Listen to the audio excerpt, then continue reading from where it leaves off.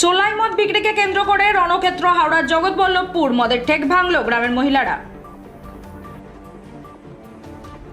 June থেকে সায়নী লোকসভায় প্রথমবার পা রাখলেন তৃণমূলের একঝাঁক মহিলা সাংসদ। কাশী বিশ্বনাথ ধামে রেকর্ড ভিড় 2021 থেকে 24 আগত ভক্তদের সংখ্যা 16,22,00,000 ছাড়িয়েছে। মালদায় ভয়াবহ পথ দুর্ঘটনায় গুরুতর আহত এক সেনা জওয়ান, আশঙ্কাজনক অবস্থায় কলকাতাতে চিকিৎসাধীন। শুরু হলো অষ্টাদশ লোকসভা অধিবেশন, শপথ নিলেন রাজনাথ সিং এবং অমিত শাহ।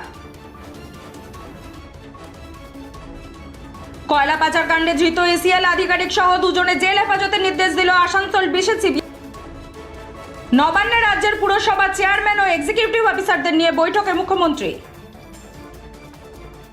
বিশ্বকাপের মাঝেই সুইমিং পুলে ডুবে মৃত্যু ইরফান পাঠানের মেকআপ আর্টিস্টের।